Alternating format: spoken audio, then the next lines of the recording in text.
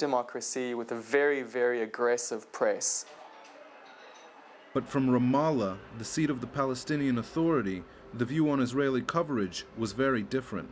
Unfortunately, these testimonies from such soldiers are being covered mainly in leftist newspapers in Israel and not in the mainstream media. But I should say that these testimonies have been publicized widely in foreign media.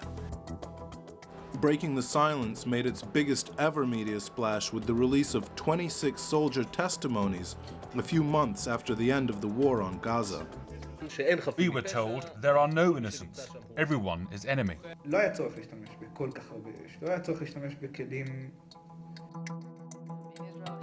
But most of the attention came from publications based abroad. In Israel, you can see the reaction to what we're doing, like the bad reaction, usually, and the criticism. He's saying that there is a feeling that Breaking the Silence are doing what they're doing out of evil.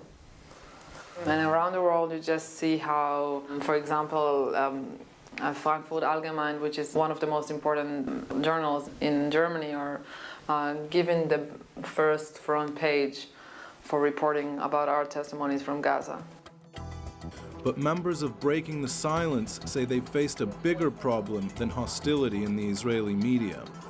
They accuse the Israeli army of launching a public relations counteroffensive challenging the group's motives by highlighting the fact that much of their funding comes from abroad.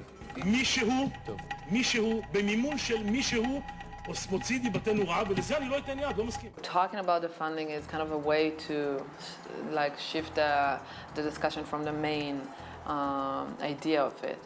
And the main idea is what happened, is the facts on the ground, and this is what we're trying to promote.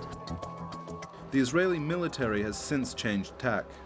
The IDF doesn't care about the funding. The IDF cares about the principle behind the organization. And the principle here is taking care of the own interests of the organization, not of Israel's.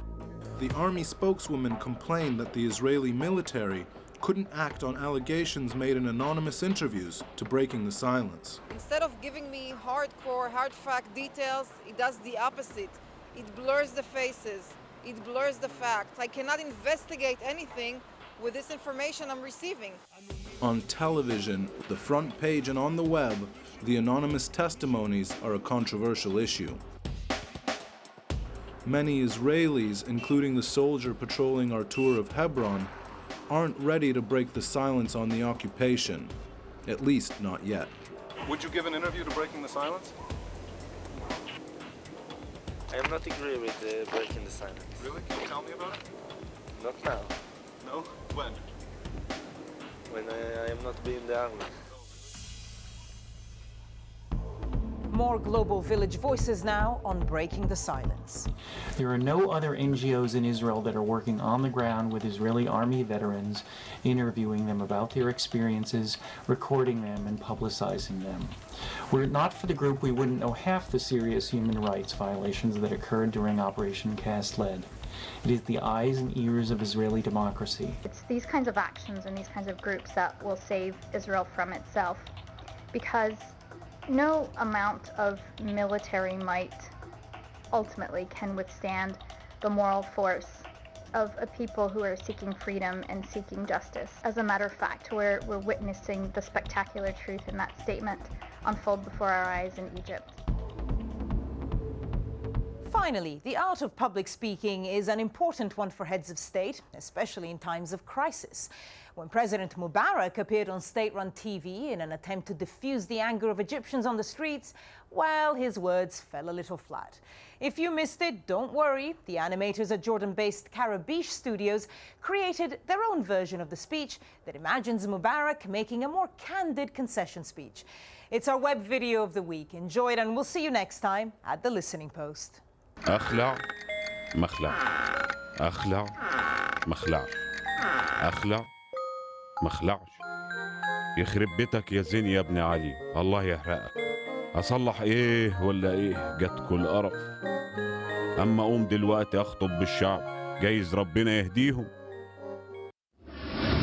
أيها الشعب الكريم لقد تابعت الماتش قصد التظاهرات ولقد رعبتوني قوي.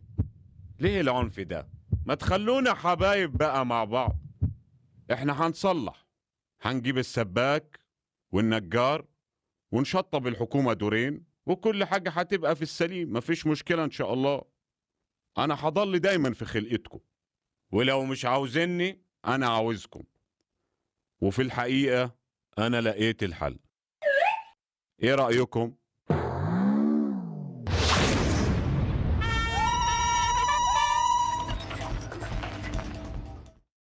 Business Latest is brought to you by Qatar Gas, delivering energy to the world.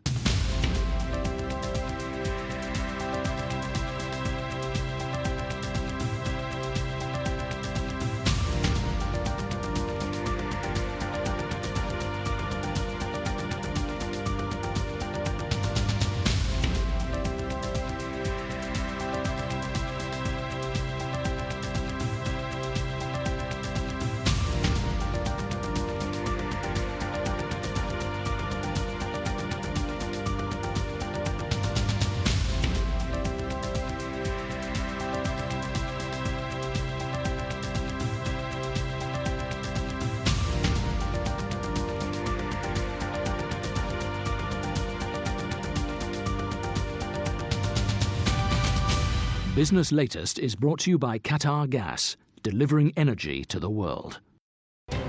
You don't fight threats, you fight enemies. Our core function remains the territorial defense of our populations and our member states. Sanctions. Do you think they will work? A huge number of Western forces have not made huge progress. The public no longer even believes that, we are there because we are building democracy. Our empire is imploding. It itself is an illusion. Empire with Marwan Bashar on Al Jazeera. He's taken stolen goods and he's now dumping them onto the world without any sort of consideration for consequences. From people making the news. If the North will be saved a lot of trouble, I think it is important that they should come together. To those it affects. We do accept that there was very bad mistakes made in our banking area. Behind the headlines. Most South Koreans are not interested in unification. Is the inside story at this time on Al Jazeera.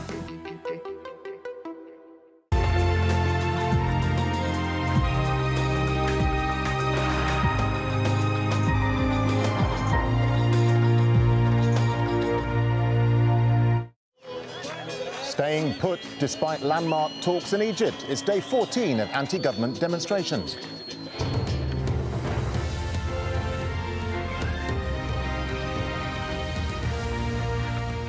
This is Al Jazeera, live from Doha. I'm Darren Jordan. It's 0500 GMT, that's 7 a.m. in Egypt, where opposition groups say the government still hasn't met their core demands. No positive response was given to most of the demands.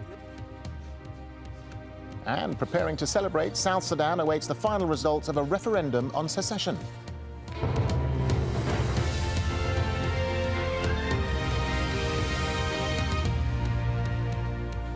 Welcome to the programme. We're now entering the 14th day of Egypt's political standoff. Thousands of pro-democracy protesters are braving the cold to stand their ground in Cairo's Liberation Square. These are the latest pictures of demonstrators' front line, which looks like a tented city. Earlier on Wednesday, the government held a landmark meeting with opposition members aimed at ending the crisis. John Terrick has more. An historic meeting in Cairo. Leaders of the Muslim Brotherhood, the country's largest opposition group, banned from politics for decades, face to face with Vice President Omar Suleiman. President Mubarak's government offered some concessions, but not on the key demand that Mubarak leave office now. No positive response was given to most of the demands. Only some cosmetic rather than substantial demands were accepted. Gunfire startled people in Liberation Square at one point, but nothing came of it. The 14th day of protest has begun peacefully, but concerns have been expressed by some in the square that the army may try to squeeze them into a smaller area. Over the weekend, some laid down in front of the tanks, a sign of how far they're prepared to go to stop the army evicting them. Our reaction is they slept underneath the tank to force the soldiers not to move. We are trying to tell the whole world that Egypt is one people.